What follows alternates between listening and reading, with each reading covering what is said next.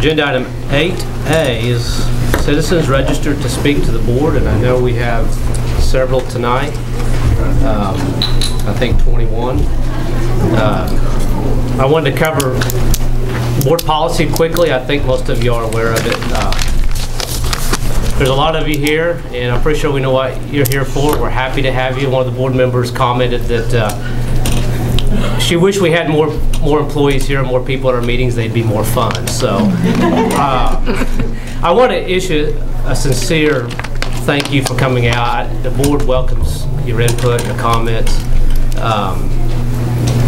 And so the board policy is generally, it states we allow 30 minutes for comments, 3 minutes per person.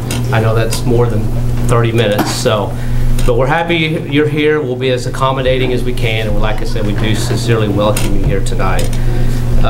So with that, I'll let Dr. Simpson call out the names, and we'll start from there. So thank you. These will go in the order that they signed up. First speaker is Katie Johnson. The topic is teacher support. I probably want to sign up first. I just want to say that as a parent, I completely support the teacher walkout and everything you're doing.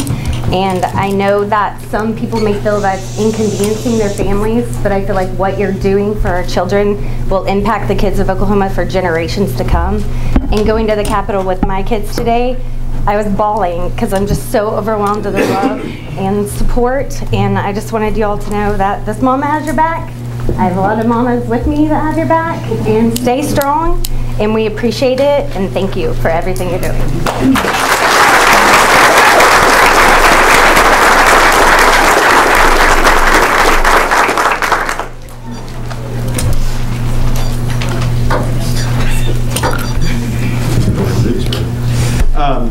Next is Christy McCormick regarding the teacher walkout. Hello, this is actually my first time here. First, I'd like to say that I went to the Capitol today and told as many teachers as I could in person. Thank you so much. But now there's a whole bunch more of you, so thank you so much for what you're doing. I am a parent and am behind you all the way. My husband would say it, but he said I had to say it for him because he won't speak in front of crowds. But also I wanted to tell the board, thank you so much for supporting these teachers. As I watch across the state, not every board is doing it. It's not as easy for teachers across the state as it has been working with you guys. I know it's scary and it's inconvenient. I have vacation plans right after the school year too. Everybody's got things and everything's a little bit up in the air, but I really, really feel like it's worth it in the end and that this is a very important moment in our state. And I'll end just by reading a little something out of my favorite book right now, which is called What Unites Us. And it says, active constructive patriotism takes work. It takes knowledge and engagement with those who are different from you and fairness in law and opportunity. It takes coming together for good causes. We are a nation not only of dreamers, but also of fixers. We have looked at our land and people and said time and time again, this is not good enough. We can do better. And I think we are working on doing better. And I appreciate all of you for doing that. Thank you so much.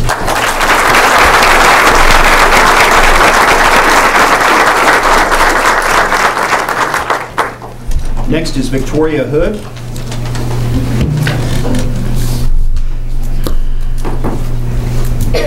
I'm also a parent of Guthrie students, and just like all these other parents that are here tonight, we want to say thank you. Sorry, I'm emotional about my kids. I see the conditions of the classrooms. My kids have been going to school here for 14 years, and it's just gotten worse. So we love you, teachers. We appreciate you. We try to help you keep your classroom stocked with supplies because we know you don't get any. And most people don't have to work in conditions like that. So just want to say thank you. Know you're appreciated.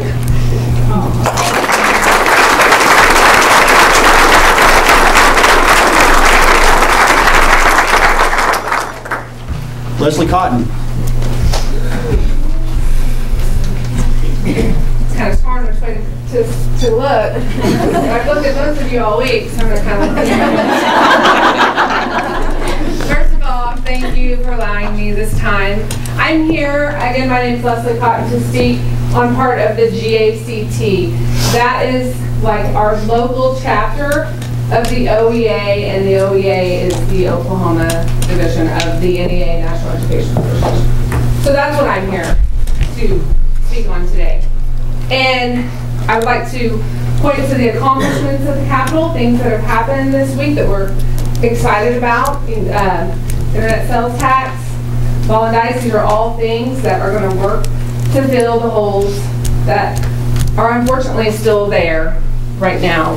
So as of today, just a short time ago, the OEA has stated that the exit plan, which would mean what we were willing to accept to get back into the classroom, would be $75 million, and just the original, close to the original asking, not spot on but close.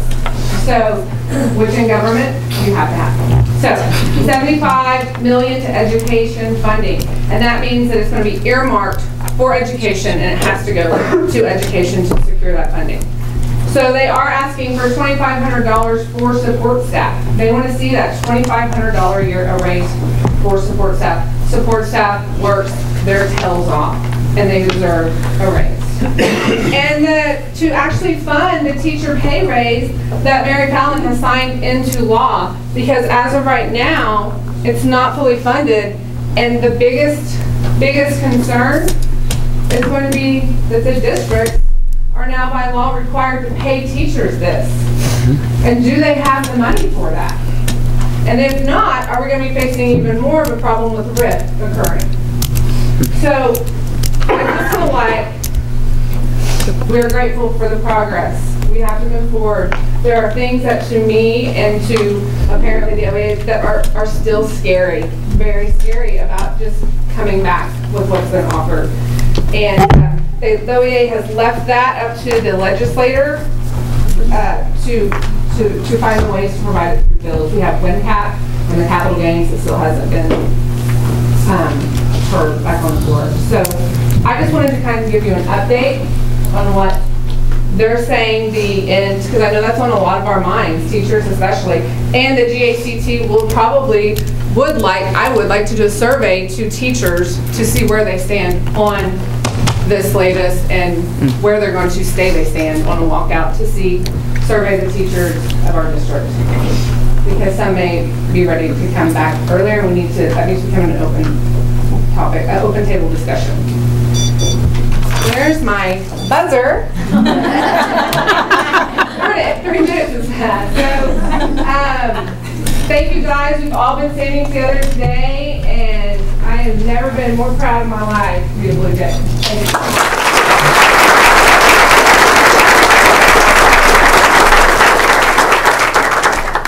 Audra Branson.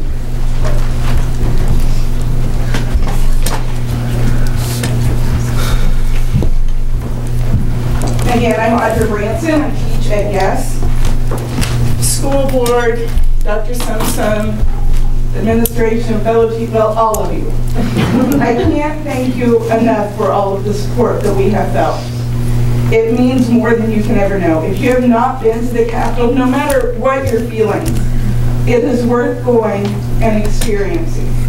To have 40,000 people fighting for the same thing, with the same goal, it really is nothing short of a miracle.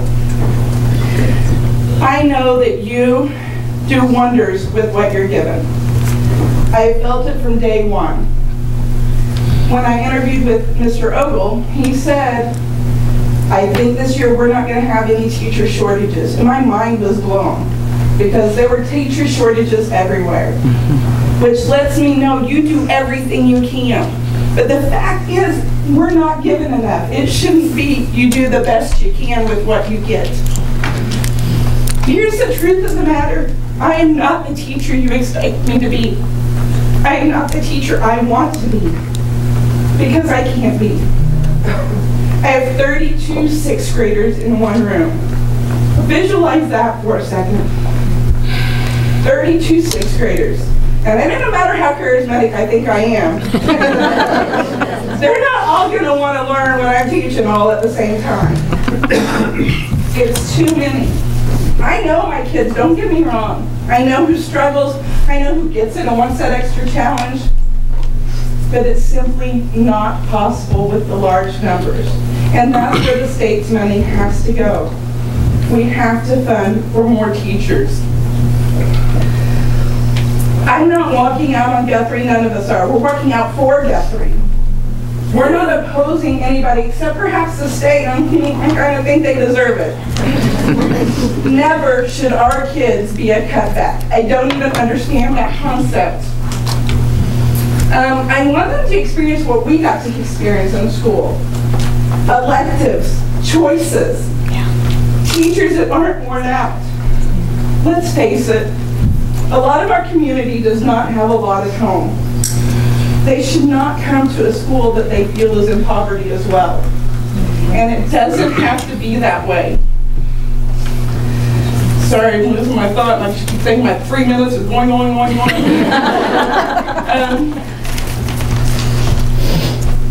I know we're worried about missing school. I am too. I mean, how are we going to get these back in? But as I thought about it last night, I don't know if I could say this, so I prayed about it too. I realized I'd rather play catch up for a couple of weeks than our kids play catch up for the rest of their education. And we've got to do it.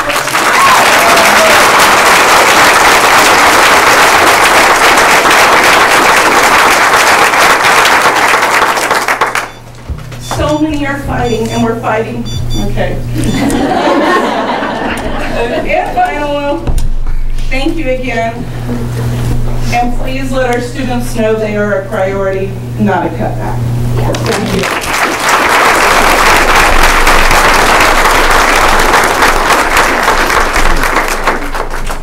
Jerry Nick.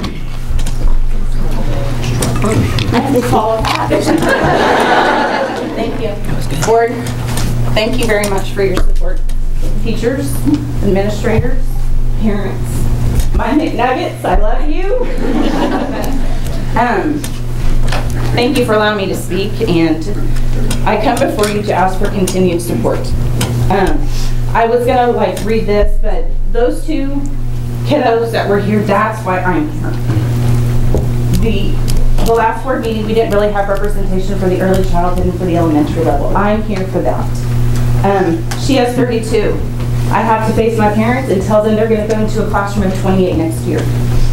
I have to tell them, with testing requirements, knowing full well, I don't have the support that I need. But I've been given amazing things by my principal. And I've been given what we've been given because of the support of you guys. I will tell you, we have an average of 23 starting in kindergarten, 23, 24, all the way up to 32 up at Guess. We have lacking in music program, lacking in music and arts. We have lacking in SPED departments where they're not meeting those needs of the SPED kids. We have curriculum that needs to be updated.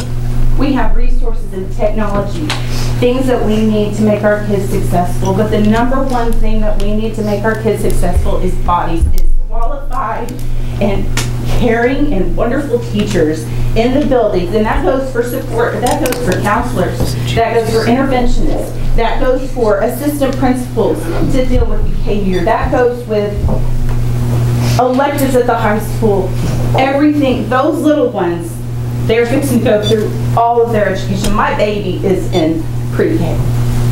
All my son has known is cuts, and he's in 4th grade. And I know from right now, a year on up, he's looking at class sizes, 28, 29, up to 40 when he gets to the junior high. I know as a teacher and an educator that I am doing my absolute best for my babies. And every single teacher in here does the same. We come with kids ill-prepared, and it's not at the teacher's fault. It's because there's too many.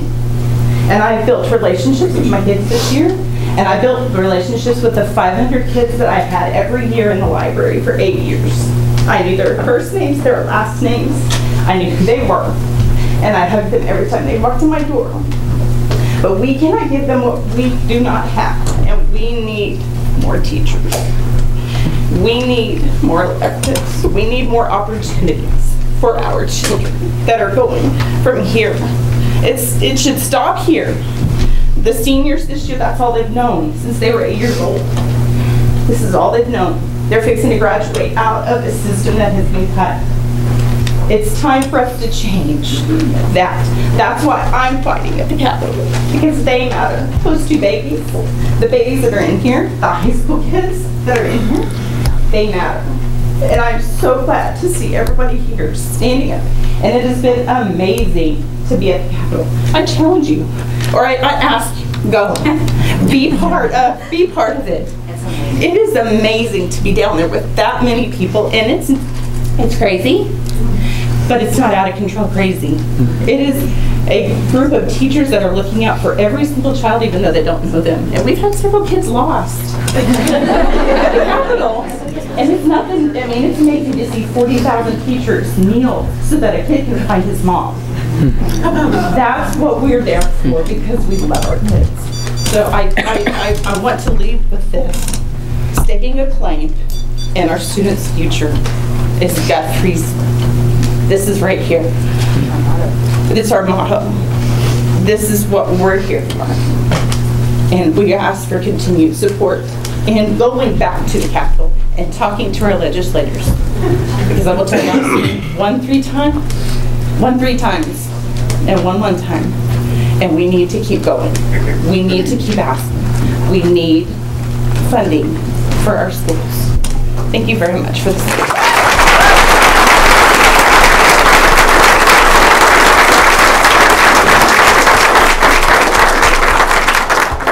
Next is Cheryl Green.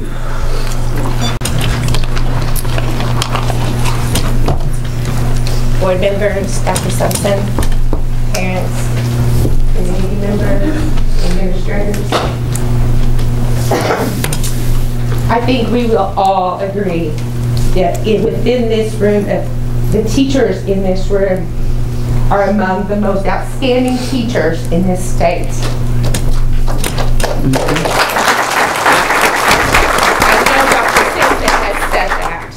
In the past, and just a couple of weeks ago. What budget cuts have done is caused friction among these teachers. Kindergarten having 23, 24 students, not being able to meet the needs of her students, and happen to move them on to first grade. First grade saying, what are they doing? Why aren't they teaching them? Second graders, out of my mouth. What is happening in first grade? I said it. Third grade teachers, you said it. What is Green doing? It's not that we're not doing the best that we can do, because we are. We are working our tails off day and night. At school at 7:30, at least I am. Everyone knows it. If I'm not, something's wrong with Green. And I don't leave till 5. Because I am working for my students. It's not first grade's fault. It's the class sizes. We cannot meet the needs of all of our students.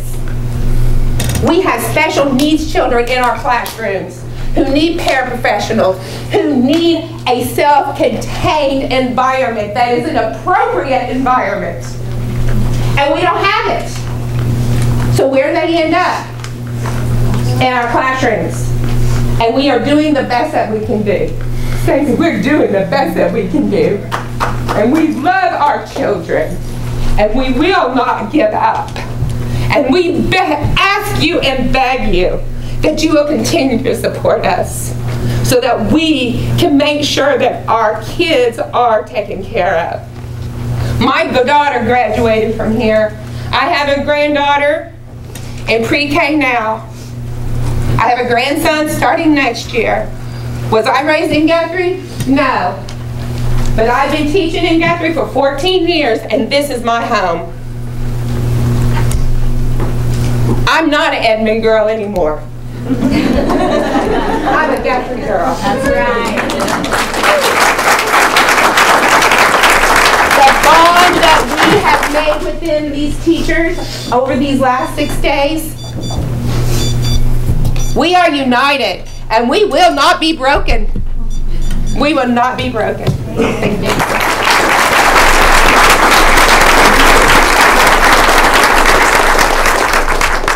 Brenda Brandon.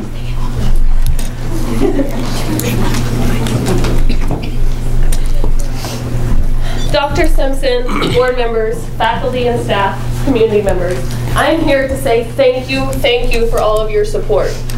But I am here to tell you why I walk. I walk because I am a 3- and 4-year-old special ed teacher with a caseload of 33 students. Do you know what that means? It means that I only have 10 in my morning class, 10 in my afternoon class. I have numerous kids, at least 8, that go out into a general ed classroom. These general ed teachers are having to go and take care of my babies the best that they can because I don't have the support, because the state doesn't give us enough funding to have enough paras that I can send out with my babies into these gen ed classes. These pre-K teachers, they do the best they can with my babies, and I do the best that I can to support them. I'm at school at 7:30 every morning, and sometimes I don't leave till 7, sometimes later. I have 2 4-year-olds and a 2-year-old at home. Next year my babies will be in pre-K, and my 2-year-old will be in the special ed program. And it terrifies me to know that my special ed son is not going to be able to have the support that he needs in his class. It hits home a little more when it's my personal babies. All 33 of those babies on my caseload, those are my babies. And that's why I walk, because for those 33 babies, I have one para. One para. That para has to stay in my classroom because I have 10 3-year-olds in each class. And we're potty training, we're changing diapers, we're trying to meet the needs of these students. And it is so hard to do it with what we're given. But I know that our board members and our administration, they do the best that they are given. That we have to be at the state, we have to be at the Capitol fighting for our babies. I just wanted you guys to know that is why I walk. So, thank you guys.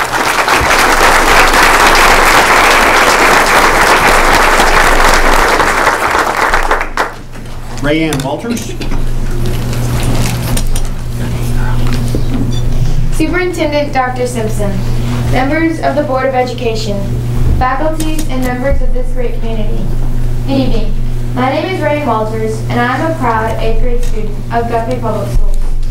I am grateful for the opportunity to be able to speak for you here tonight.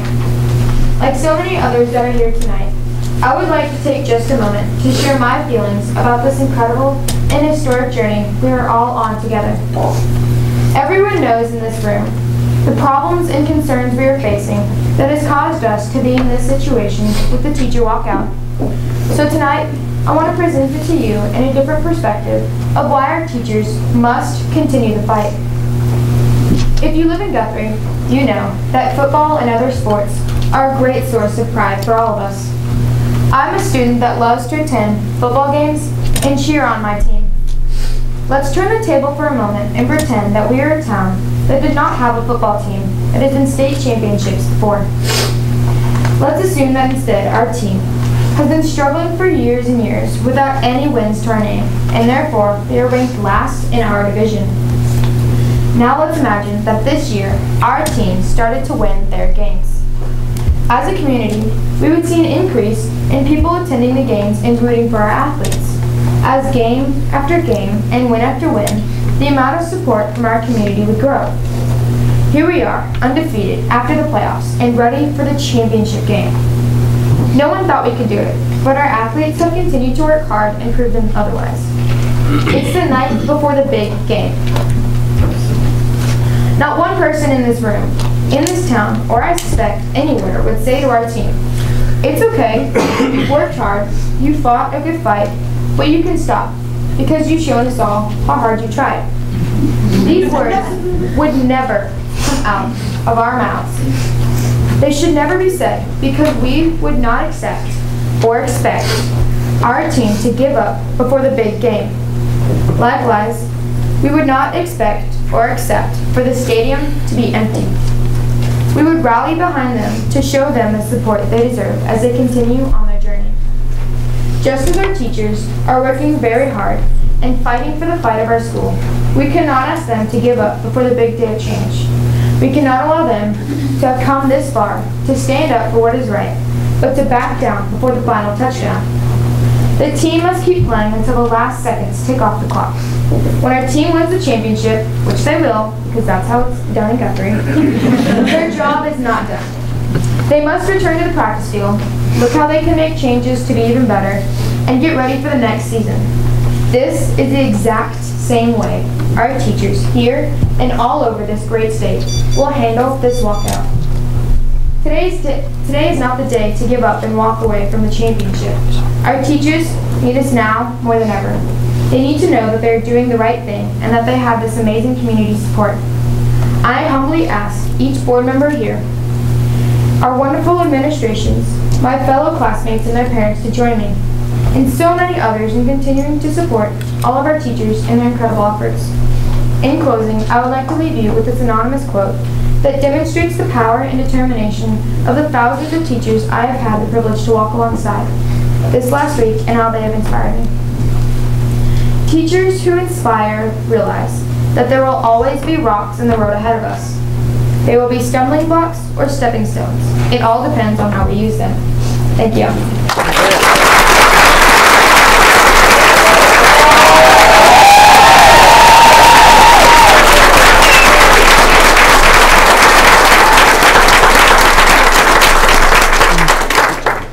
Dr. Anna Coffin.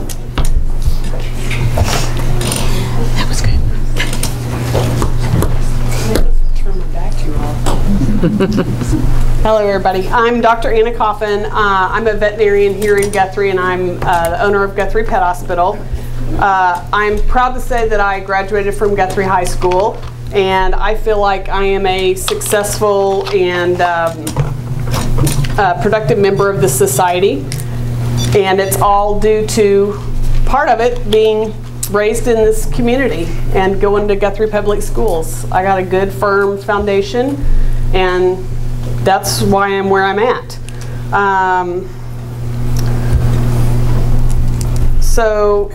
Most of you know I don't have human kids. So you're probably wondering why I'm up here.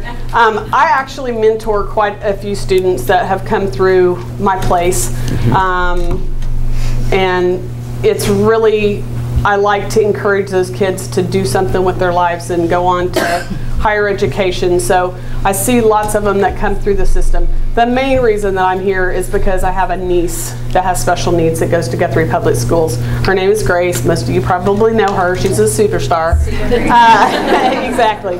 So, you know, the stuff that she gets from the Guthrie Public Schools, she cannot get from a private school. They don't have the things that she needs, and so she has to come here. And she does get pretty good support. And, you know, the problem is without what you guys are giving her, she would be so far behind the people that are the same age as her. And so she's doing pretty good. And the special needs teachers, thank you so much, you know, for taking care of her. The other thing I want to point out is, you know, I'm a business owner. I don't know many people that work in the business world that if you don't get a raise or some kind of perk or benefit every year or every 2 years, that you're going to stay with that job. Who would do that? Y'all are crazy. Most people, if I didn't do that, they would walk out the door and go somewhere else. It's crazy. The conditions that some of you work in and these kids have to stay in for 7 hours a day, they're deplorable. It's crazy. I think that there's some prisoners that live in better conditions than we allow you guys to work in and the students to stay in. I'm sorry, but that's not acceptable to me, and I don't think it is to anybody here, but it shouldn't be.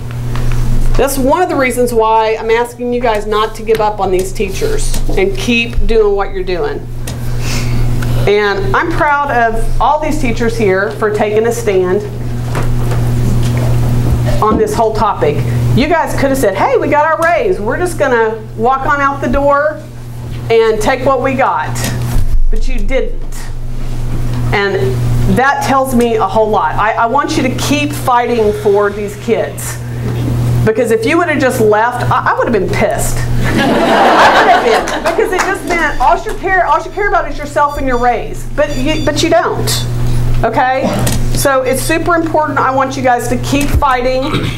I want you to go the extra mile. Show them what really matters. Okay?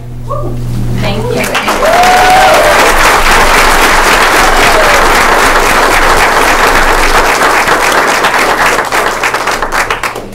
Emily Cordell.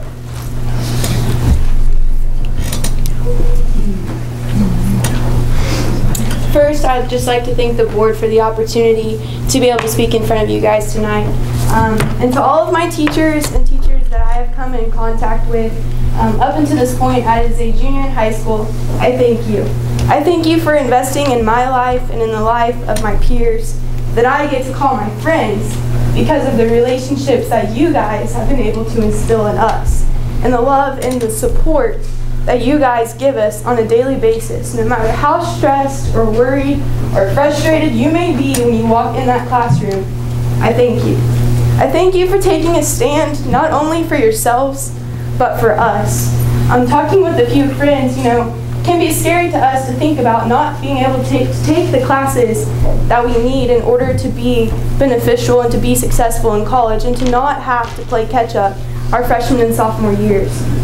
I thank my teachers for going above and beyond and for spending those extra hours at the school that they don't necessarily get paid for in order to invest in my life. I'm proud to be a Blue Jay, as I am sure everyone else in here is. And board, I thank you for investing in these teachers and for investing in my life as well as the other members of the society. So I ask you teachers, keep fighting the good fight. Keep doing what you were called here to do, and you will be blessed for it. And I believe that wholeheartedly, and I hope you do as well. Thank you.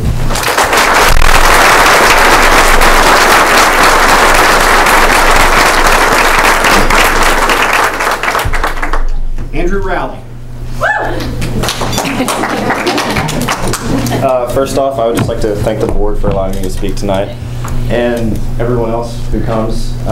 Clearly shows that you guys care about what goes on in this community. But I think a lot of people forget that one of the most important jobs in the modern day is teachers, because you guys train us and prepare us for tomorrow, to be tomorrow's leaders. And a lot of people just that doesn't click with them. But I just want you guys to know that I really appreciate what you guys do. My teachers that I've had over the years have put me where I am today as a drum major, as excelling in my classes, and I just want to thank y'all. But to put it kind of in the perspective of a high school with the overbearing amount of kids in the class, my sophomore year last year, I was in a class that had over 40 kids in it. And that's not only damaging to the teacher, it's damaging to the student, because there's those who get it and there's those who just don't. And when you don't get it and there's that many kids, you don't get the proper attention you need to excel. You get left behind, and that's not the teacher's fault. That's just that there's not enough manpower or woman power to push you forward. And it's really kind of a tragic thing. But I feel like if we do get the funding we need, which we will, because I know you guys as teachers, we should put it into more teachers and more funding for schools. So thank you, board, and thank you, teachers, for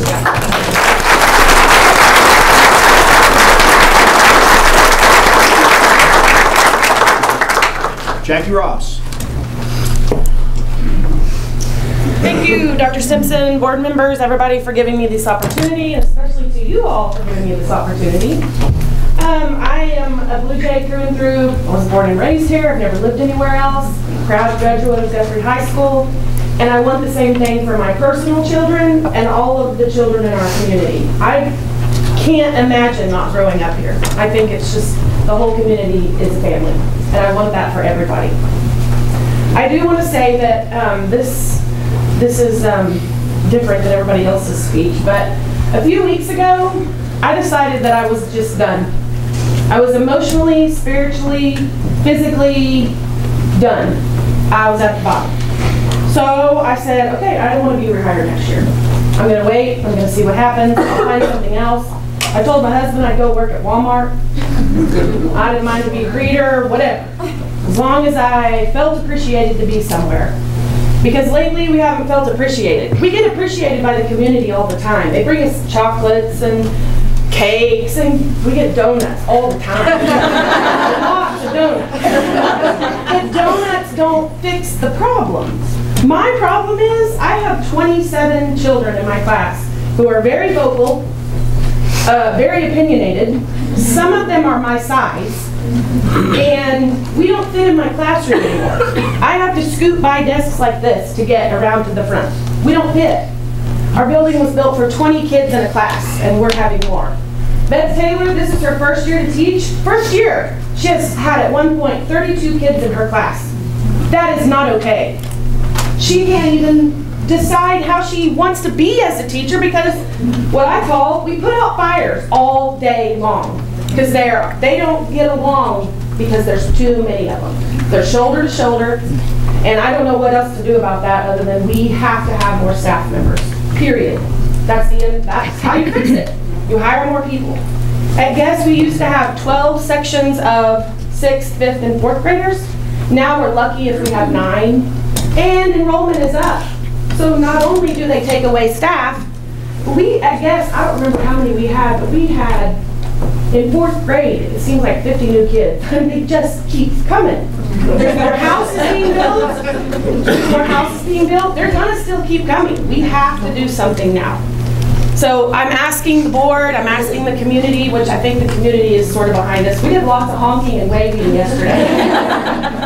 I'm asking that you please continue to support us because I think this is our one chance. We can't walk away today and come back next year and try it again. I think it will be like, what, you're really doing this again? We're not doing this again. Yeah. This is the only chance. Thank you.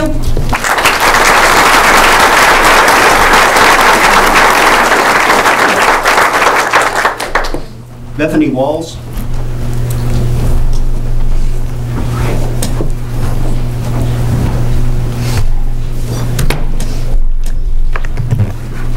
Hi guys. I'm a daughter of a former teacher. I've grown up in Guthrie my whole life. I have 2 kids that go to Guthrie. I came here tonight to thank you guys and to ask you guys for continued support because I manage a home health company. I wouldn't be able to do that without the teachers that took part in me growing up.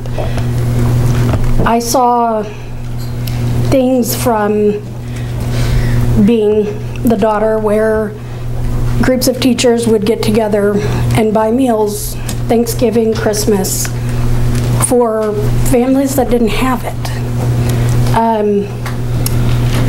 I've seen amazing things, and now my kids get to see that they are worth fighting for. They get to see that it's worth fighting for something that you believe in. These teachers are creating a foundation that are going to change my kids' lives. And so I need you guys to be the foundation for those teachers. So please continue to support them.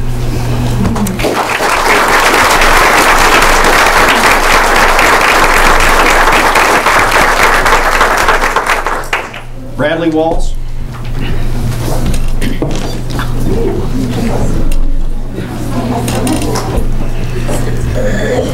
Thank you for being behind our teachers.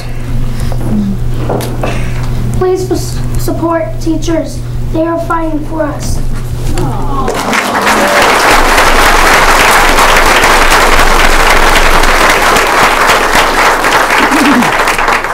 Colton. So there's a brave young man. Colton Walls. Thank you. Please support our teachers because they are worth fighting for. And they are going to help us get through the school year.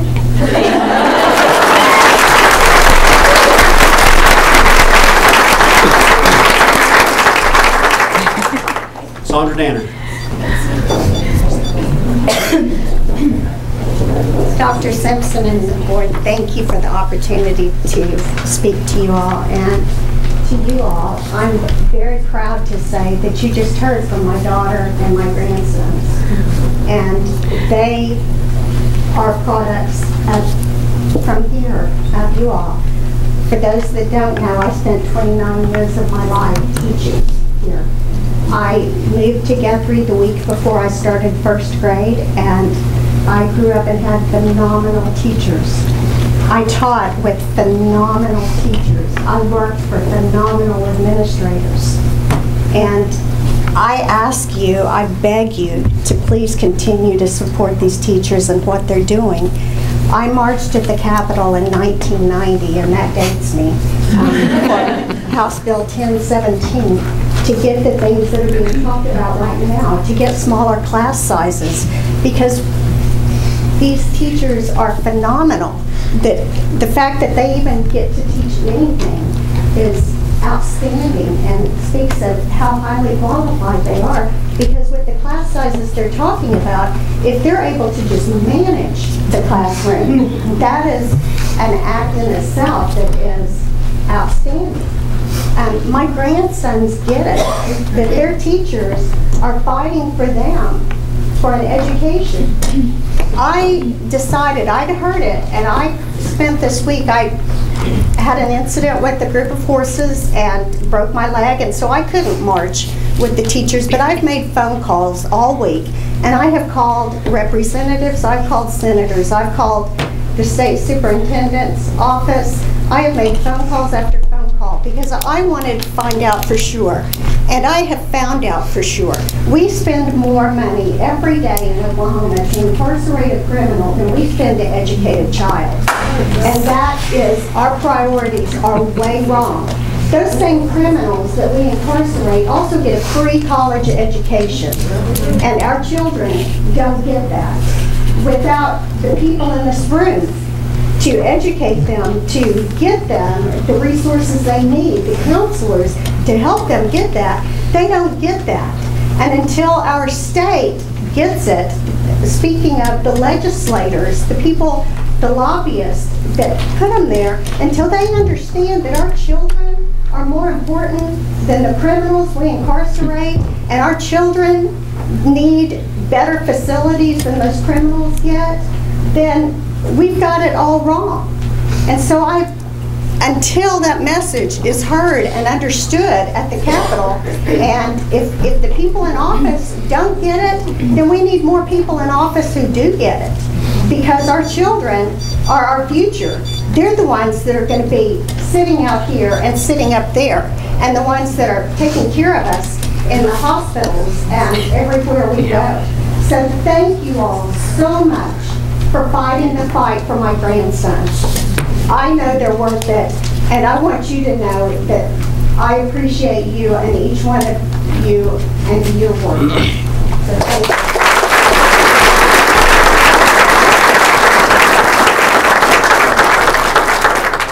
Jill Taunts.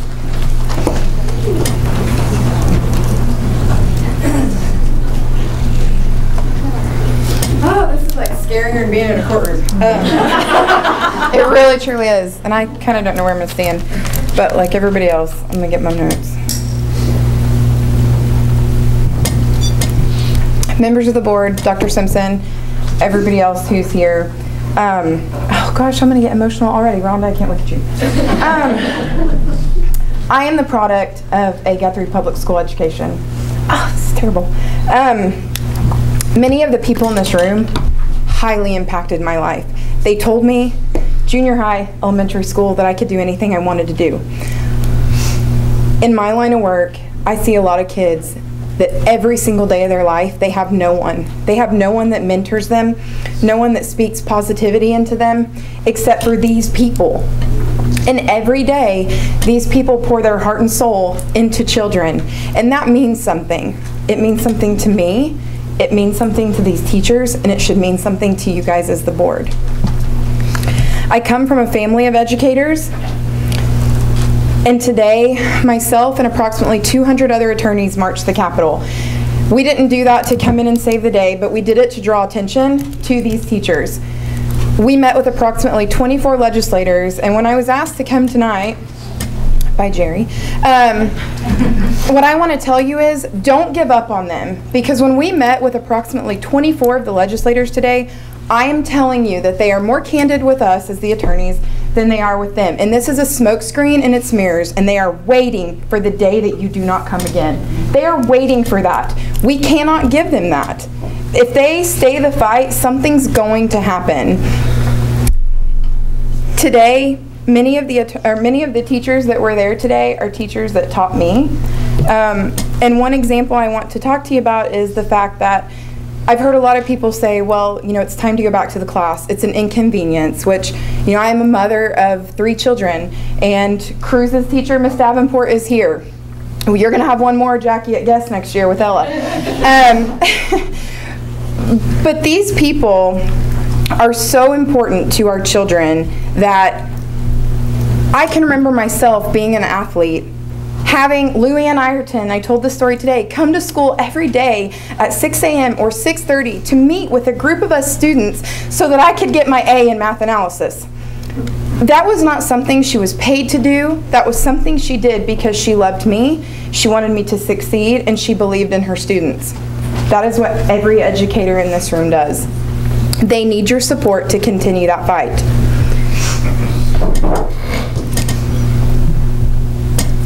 If I didn't have someone speak into me the way I did, and there's too many to list, I don't know maybe what would have happened. But I know that I constantly had people in Guthrie Public Schools telling me, encouraging me, and reminding me that I can do anything that I want to do. When we talk about, is that my time? Am I up? Okay, I'm going to finish on this thought. When we have people who are young kids, if we don't educate them, if we don't give them the tools to succeed in society, they're going to grow up and become a part of the problem.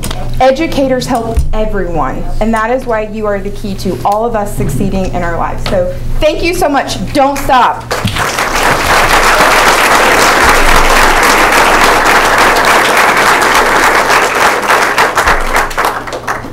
Katrina White. Hi, I'm coming here as a parent. I have 3 kids in Guthrie schools, and I just want to thank all the teachers for supporting our kids and standing up for them, and I just want to ask the board to continue to support our teachers.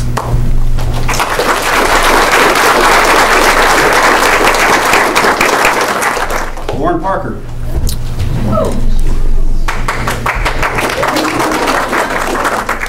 Hi everyone. I just want to take a minute to say thank you for allowing me this opportunity. My name is Lauren Parker. I graduated last year, so I speak for everyone who's kind of fresh or maybe still in high school. I've been in I've been in Guthrie school since I was in 3rd grade, and so I kind of know what's going on there. Last year, I had the opportunity of serving as student council president, and so I got to see a little bit of like the more behind the scenes action at the school that other students don't really get to. And something that some people might not be aware of is that whenever we discussed what we wanted to raise funds for our United Week, every single year it would be brought up more than once. Maybe we should raise money for the schools. We need new paper towel dispensers. We need this. We need clocks. We need this. And it's just so sad that that's something that even has to be discussed because we don't have funding to update basic things in the school. And that's just sad. It's not normal to have textbooks that are 20 years old and there's not enough in the classroom and there's not even covers on the books. I remember in elementary school we used to like fight over who got the pretty textbooks.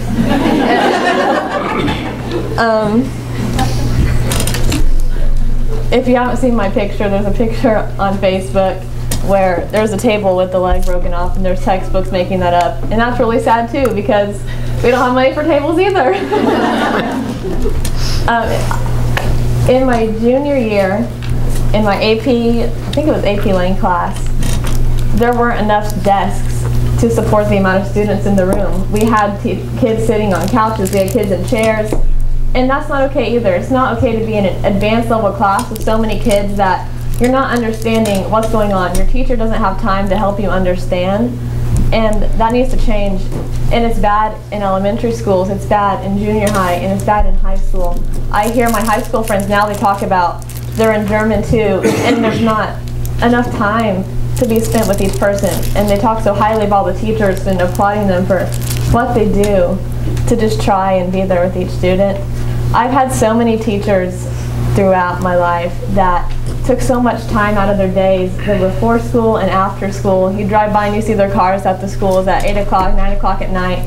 And they would do things such as, like, English teachers. They would buy sets of books for the class that they couldn't get funding for because they thought that the message from the books was so important that, you know, they just buy it for us. And I've had science teachers who didn't have any funds at all for labs who felt like we needed that experience, and they would buy science materials, and I mean, those aren't cheap at all. And so I know that I deserve better. I know students now deserve better, and students in the future, they deserve better as well. So thank you to everyone who's invested in my future and who continues to invest in students' future. Thank you again for this opportunity.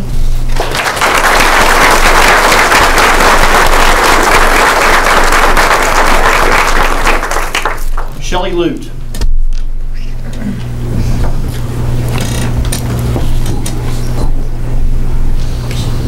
Okay, I'm here. I'm going to do this kind of fast. I'm not good at short speeches. I'm here as a proud Guthrie alum, class of 91, woohoo, who was taught by some amazing teachers. Ms. Ireton was mentioned a few minutes ago. She taught out of a college-level calculus textbook that was in pretty much pristine condition. Pretty sure that doesn't happen anymore, but it should. I'm here as sister of a Guthrie educator. I'm not going to mention her name, but if you know us, you probably say we look just alike. We don't. And I've seen what she's gone through in her 20 years of teaching, not all those in Guthrie. But this, to me, is more about just what's happening in Guthrie, because this is a state issue. And if Guthrie gives up, other schools will start to, other districts will start to give up, and it affects everybody. I'm here as a higher education administrator. I'm the associate registrar for graduation services at UCO. I also teach freshman level college success classes, and I can tell you that our students are less and less and less prepared for college level classes than what they used to be. And I think that that's partly a funding issue as far as class sizes, but it's also, we're not as able to hire the quality teachers that we, not Guthrie, don't get me wrong. But I have seen other school districts hire those emergency certifications. It's not good. Our kids are less and less prepared, especially for math. And I'm not good with emotions, but I feel like Ms. Henson and Ms. Mick were set right here in front of me on purpose, because I'm also the parent of a child who was one of the difficult kids growing up. He does pretty good now, but I see so many teachers that love their kids, and you hear so many people say, I wouldn't want to be a teacher because I don't want to deal with the bratty kids. And I put this on Facebook the other day. The good teachers love the bratty kids. You know, I mean, my kid was the bratty kid, and Ms. Mick and Ms. Henson loved him, and no matter what he did. And I've told them both, they are part of the reason he's as successful as he is now, because of him. Mr. Gillette, he was one of my son's teachers. I'm probably missing others.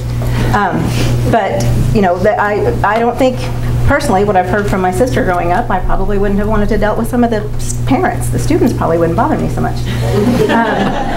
But we can't give up the fight. We can't give it up. This is important to everybody. Whether you have a child in public education, it does not matter. It includes everybody. That's all I want to say.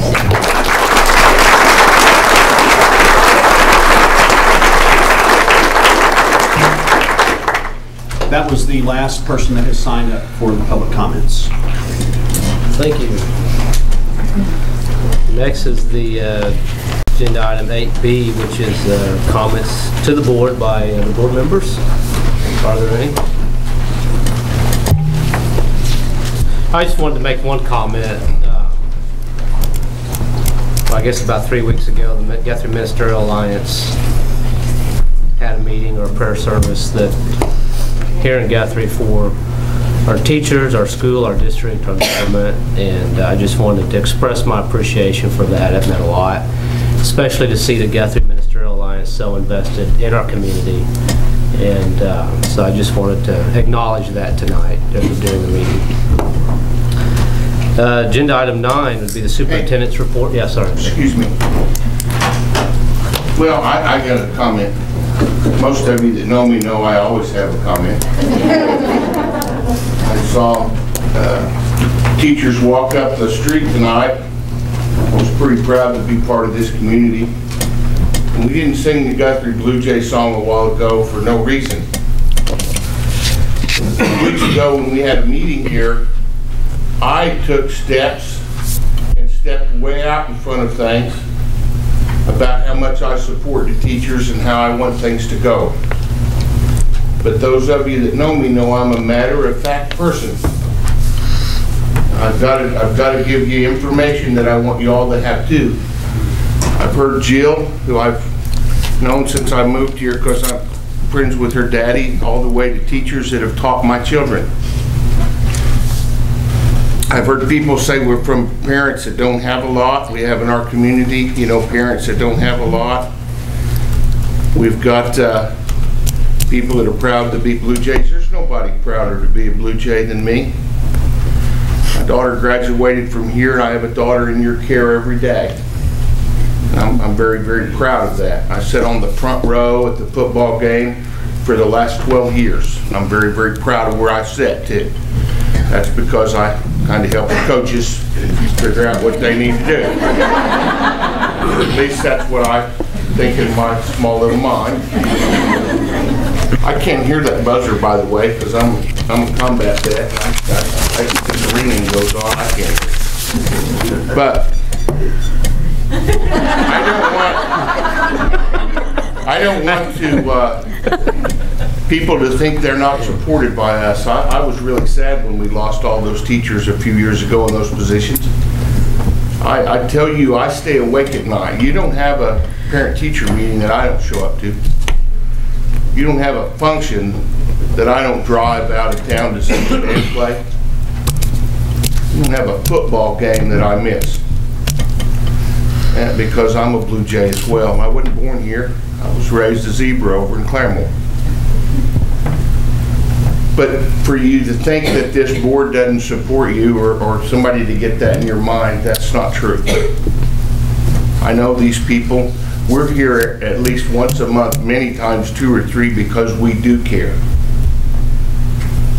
But I want you to know I have an office in town, and Ms. Danner has been there speaking to me about this issue, and so have other teachers, parents, and students. But we also have an educational calendar I want you guys to think about. Now, I'm the guy that was here 2 weeks ago. Everybody called and said, thank you for supporting it. But I've also got to be stand up. I won't say nothing behind your back I won't say to your face. I hate those people that do that. I won't do it. But I've got to ask you too to keep the kids in mind when it comes to our educational calendar.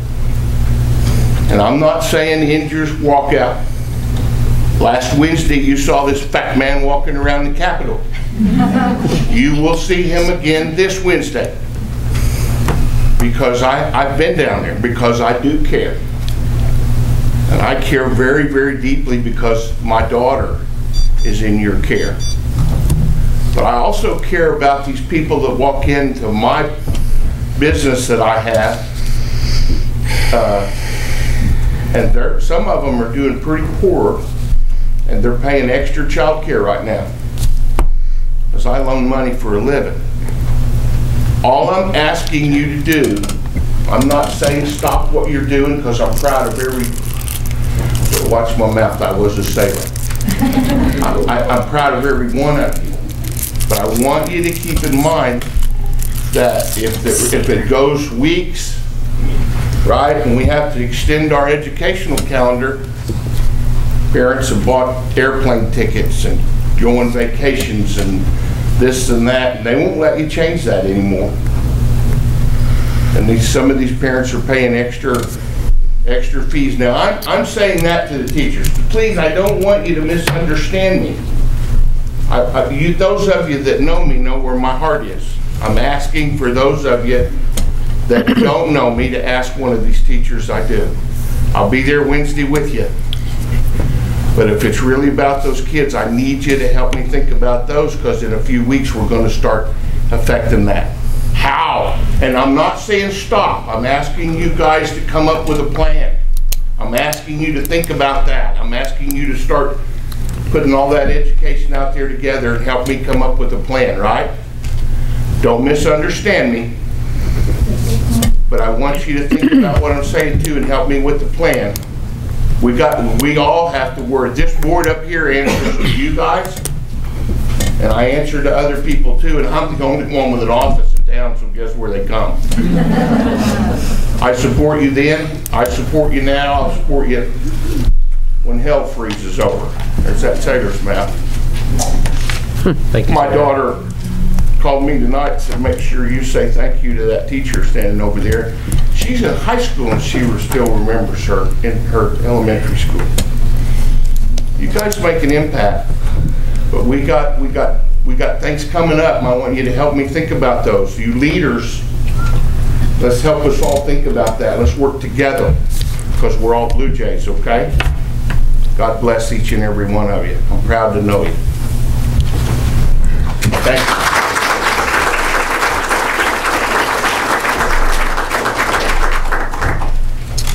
Agenda item 9, the superintendent's report. Have several items I want to catch the board up on in the community.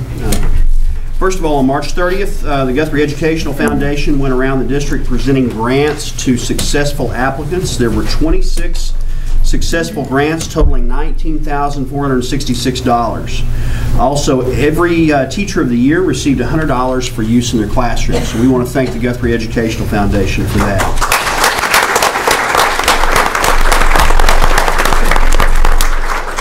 A reminder that Saturday, April 28th is the high school prom at the Dominion House, and that is an item that will go on regardless of the condition and status of school. Gelsma Stadium was featured in High School Today.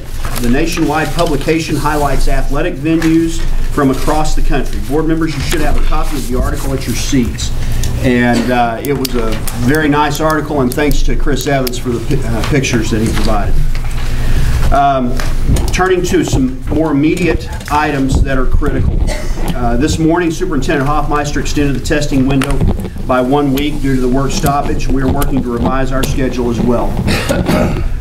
During the work stoppage, we are continuing to serve lunch and breakfast at Cotterell Elementary and lunch at Central. Today, we discontinued lunch service at Guest due to a lack of participation. While our participation has been light at Cotterell and Central, it's grown since we started the program, so we're going to continue to do that. The next item is something Mr. Salee touched on, the Ministerial Alliance, and the role that they took on a prayer service. But I want to update the community on another item that to me is much more critical. And knowing my audience, you guys are the teachers and staff members that are in the room are very familiar with this. But we have over 200 students with an identified need for additional support for nutrition. Those students receive a backpack full of food each Friday to provide nourishment over the weekend. I'm going off script here, my greatest concern during this time was for those students. And it's not their fault.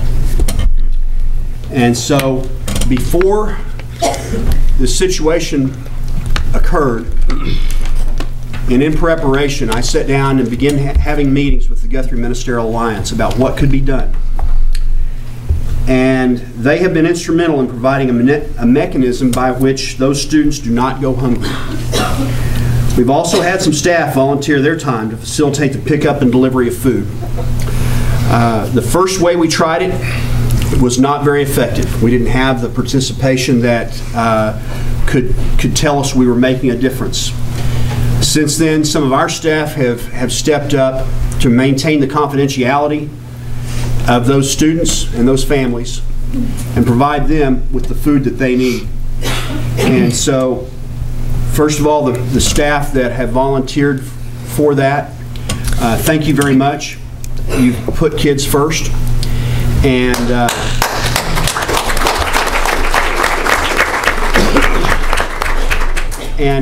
and I really appreciate the Guthrie Ministerial Alliance because they stepped up as well, and they put the kids of our community first. That's all I have. Thank you. The next agenda item is number 10, discussion and possible action regarding teacher work stoppage. So I asked Dr. Simpson, we talked about this, to have this on the agenda to give the board an opportunity to discuss current events. And tonight we heard a lot of passion, something that's always refreshing. And this work stoppage has caused a lot of anxiety for the community, a lot of uncertainty, and so I'm not really sure how the rest of the board feels on this issue. You know, how do we address this? If we've got questions for Dr. Simpson about any other issues arising from this would be the opportunity to discuss that or ask questions. Well, I have a question. And Leslie, this may go back to you, but you mentioned that as of this evening, that the only demand that OEA is making is that they ear tag, and I didn't write that dollar amount down. Was it 12 million? The original request, 75 million. 75. The 50 million that was with the hotel motel, and they needed their original amount. So 75 million, and that has to be ear tagged. And then we need to make sure that we have 2,500 for support, and so we can actually fund the pay raises, because that's going to be up to the district support staff to fund those pay raises. Because since it's signed into law, now the district has to pay with these, you know, the average of a 6,000, more or less, depending.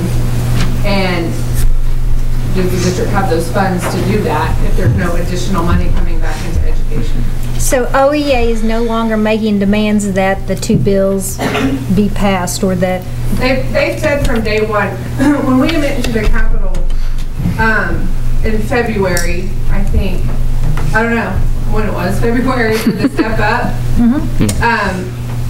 and people had created the step up plan. The legislature, the House, we were in the House, they made it very clear that they thought that would be their job to make the laws. So that's what the OEA did. They said, this is your job, this is what we're going to do. You know, we want this funding. And so one way they said that we are looking at that is the capital gains, which the House didn't see, or there's the wind cap, but we've got to have a way to fund that. And then the hotel motel, if she signs, you know, to not resolve that, that's only 50 million. So we're trying to... So it really doesn't matter, as long as the money's there, you really don't care what tax gets. Okay. I don't think that we're really worried about the bill that's, as long as it's not taking any money away from DHS, mental health services, all that, and we've been promised that. It would not take away from any other. Well, I just read this morning, and it was on News OK, and it just said, while the Oklahoma Education Association demanded 2 measures to end the walkout, it did not specify how much money had to be earmarked for education. Amanda Ewing, the chief lobbyist for OEA, said that ending the capital gains deduction and vetoing the hotel motel tax would generate at least $100 million in new revenue. And she's quoted as saying, "We are essentially saying we need another 100 to 150 million for our state budget. We are not demanding that it be all used for public education." So that's what bothered me, is you guys working so hard and it's not getting ear tagged for what you're marching for. And I needed to maybe clarify. This is an open door conversation. This is not going to stop. This is for the first year, and that we're going to continue. This has to be for the first year so that districts can afford to pay the pay raises. We want support. I think the support staff raise is going to be the hardest to clear, but I believe that if you have the capital gains, that would bring enough in. So they're saying 75 was their original on the table, and that's what, if we could get all of that, we would take that to exit the walkout. As long as they would ear tag? Okay. And that was of this evening, as of whatever time I was walking in the door, 6:05, that was released to me. Okay. So are they calculating the increase in the support staff from 1,250 to 2,500? Is that calculated into the 75 million? Well, that or is that in addition to? Obviously, we know that the original bill has to be modified, but the 75 million is to funding back into education. So you're going to add. So you're asking for 75 million plus the additional that it's going to take to make up the difference between the 1,250 and the 2,500. Yeah, those need to be funded. Okay. Now, I am not an OEA lobbyist or so if tomorrow all this changes, not hold this against me. I feel like I should be getting a paycheck from them, but I'm not. So this is probably changing right now as we speak, and that is frustrating. It's very frustrating, and that's why I recommended sending out a survey to everyone. But I do know, bottom line is, everyone here feels, I mean, I think talking rude, but we have to have it funded, because if not, we're going to be right back where we were. Be worse. Well, and I can't speak for the rest of the board, but I know that that's been one of my frustrations with this whole process, is that it seems like there's been a lack of a unified plan during this whole process. So many people were just like, okay, they gave us some, but you're still wanting more. They're giving us some, but you're still wanting more. So it's like, I think if it would have been very definitive from the very beginning, I think people would have had a lot more, push to. I talked to John Pfeiffer, our representative. I think a lot of us here have become very good friends with him. Handshakes now turn into hugs when we leave his office, but he clarified a lot of that, because I'm a member of the OEA. That was a huge frustration to me. And bottom line of all that is, pretty much everybody tried to put their hand in it and demand different demands and different demands. And the OEA was trying to stay in control. And then the legislators said, well, you guys said you're here for the teachers. And that they all, really these demands for the classroom and stuff, I think maybe that may be coming a little bit more for the NEA, but it has to be there. So does Representative Pfeiffer agree that the teacher pay raise is unfunded? In some words. Because I haven't heard that. I mean, from what I've heard from our state senator, that's not the case. Are you talking about our state senator or representative? State senator. So I wanted to know what Representative Pfeiffer said. I'm not going to speak for John Pfeiffer. I am going to say we've had candid conversations about things that can happen to progress education forward. And I know he has a lot of questions and worry about the capital gains tax, but we have discussed other revenues with him, other bills and things of that nature. I don't want to talk for. Because it seems the only group that I hear saying this is an unfunded pay raise from is the OEA. And so I think it's the 60,000 plus teachers also at the Capitol that are saying this isn't happening. They're bigs. Oh, sure, yeah. We'll make an exception. This is I'll be real quick. Part of the bill not being funded, referring to Mrs. Davis taking news information and putting out information until she got the news. You can go back, I don't know what day it was, several days, and read through the Oklahoma, and it's mentioned several times. The problem with the bill being passed, they've signed it without enough funds to pass it, to fund it. I mean, it's written in print. Yeah. And when we talked about it, it's been a big deal that it's not funded.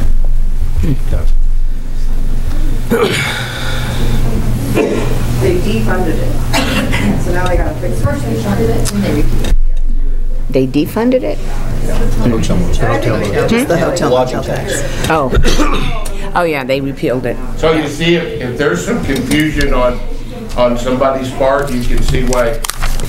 Well, we're asking questions. We have that same trouble. Yeah. We're doing the best we can, and we're trying our darndest, but you can't hardly understand them guys. Right. That's for sure. Well, So, I mean, and there's been lots of frustration, and I'm not here to badmouth the OEA or the NEA or the POE or the other 42 apparent unions that come out the last The AFL-CIO. When we're looking at the funds, and we're looking at all the holes, it's going to be a disaster. I appreciate your comments. I'd like to pull the discussion back to the board and see if there's any other questions. I had a question for Dr. Simpson related to the state testing. I know it did get pushed out a week, but at what point, I mean, how much time do our students need to prepare for these tests? I mean, I know generally in a normal year, my children, students at Guthrie, are preparing for these tests in the classroom. So I'm wondering what does this schedule look like now? Well, and we had that discussion this afternoon. Obviously, it's in a state of flux, but Carmen, do you want to address that? I think to say they've been preparing all year. Obviously, these teachers have been working very hard all year, so I will give credit to you for that. We wanted to have at least, when they come back, at least one day for everyone just to get their bearings and get them prepared. We put the literature out that has been available for parents to work with their children as well at home, and that's been given to them all year. But if we're looking at a time frame, Mr. Slee, then I mean it's going to have to be, you know, I believe that they have extended through the 3rd through 6th till April 30th. I mean, it would have to be, we would have to have at least one full week with makeups, and that would be pushing it. That's assuming we return. Correct. Correct. Pretty quick, yeah. And we lose federal funding if we don't. What do we lose by not getting our testing done? You have to test 95% of your students to retain your federal funding, which is approximately 12, 13, 16%, depending on what year we're talking about of our budget. I think Terry hit on the instructional calendar and how important I think some of us feel that instructional calendar is kept. I know we've been doing this on a day-to-day. That's giving a lot of support to the teachers, I believe, up until this point. But I'll admit, I think some of us are getting a little apprehensive. We have other parents, you know, families. This is inconveniencing. I know we can debate how important that is, I suppose, but you know, I'm not going to call for action, I don't believe tonight, but I kind of wonder, just, you know, Dr. Simpson's kind of want to know how the board feels on some of these issues, and I think. What does this do to our 10-month employees? Well, the plan has always been for, if we had a work stoppage, that the 10-month employees would come back and have the option of working. If we have to extend the instructional calendar, obviously we want them to work because we need them while the students are there, but give them the option also to come back and work the days that were missed during the work stoppage so that they could fill out their contract. And but the challenge here is not knowing how long this work stoppage would be.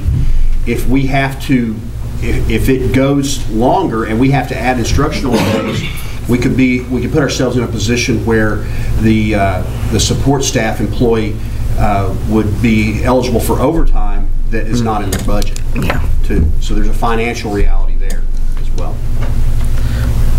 You know, I heard one comment from the GACT that they'd like to poll the district. I know that we've had close to 60% call-ins on a day-to-day basis, so it's about half.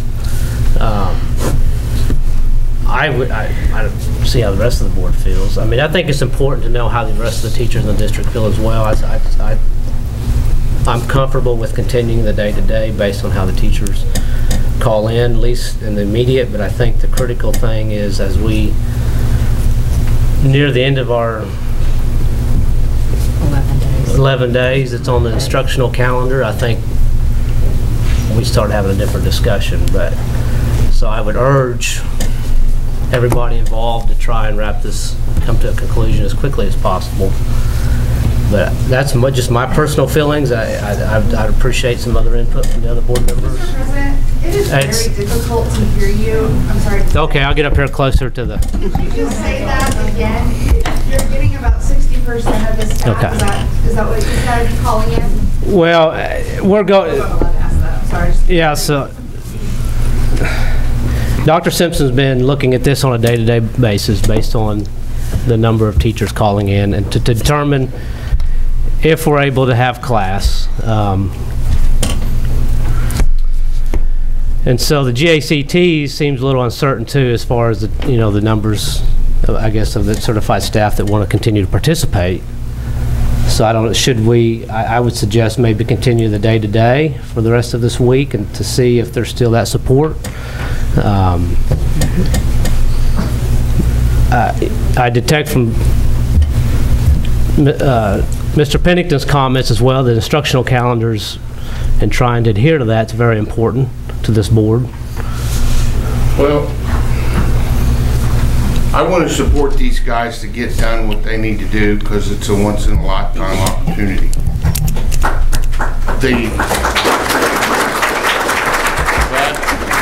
I believe, like I told them, I like to be upfront and honest, not tell them all, look them in the eye, and not do it behind.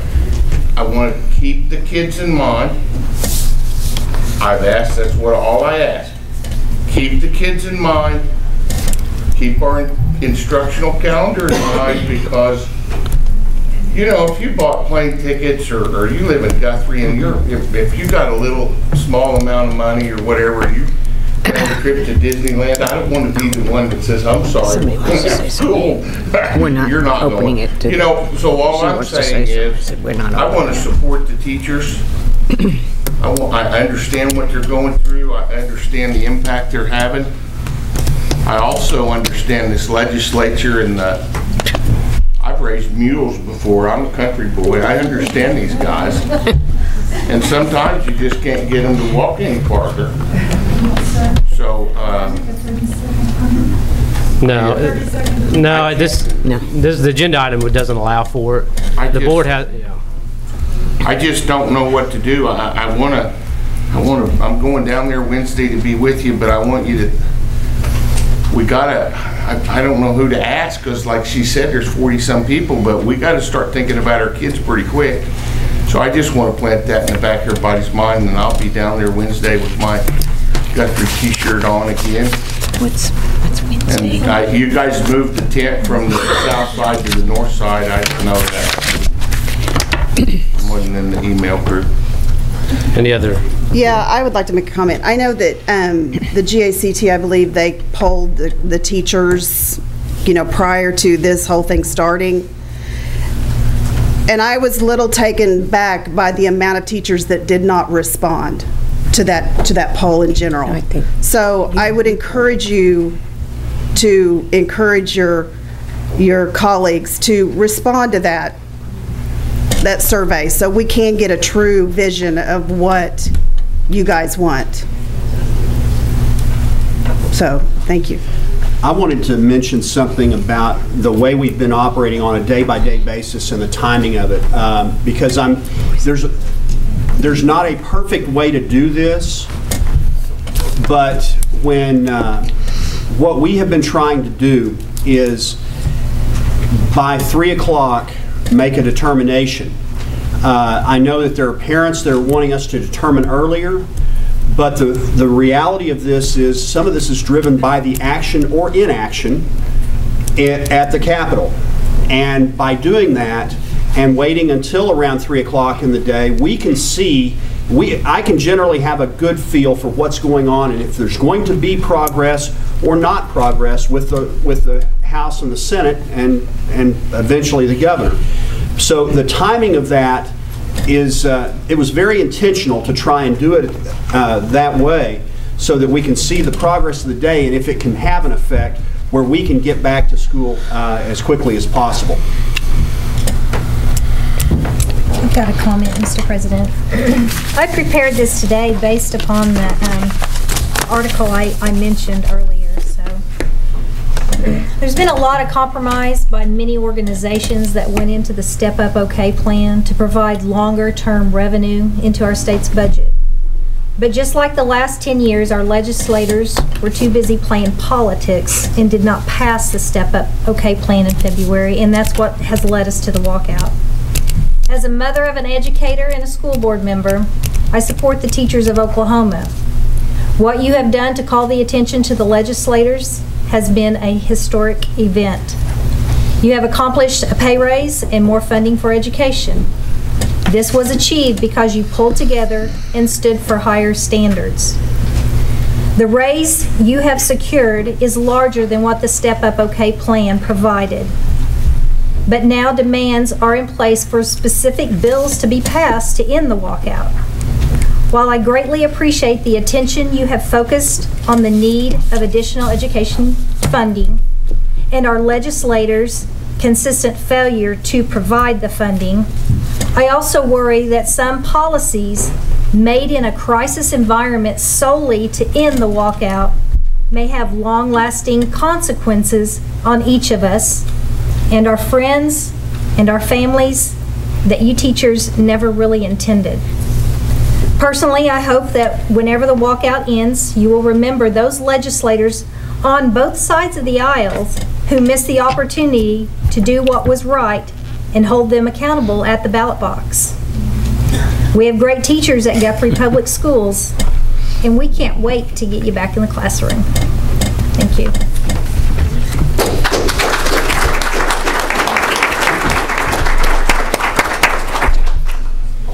Mr. President, I make the motion that we table the possible action on the work stoppage. I don't know that emotions Maybe necessary. it's got to come back up, and it may not need to come back up. If we take Okay. it. So. Yeah. Okay. So, there's no motion. You want to rescind your motion? I'll rescind it if we continue supporting there. Yeah. Okay.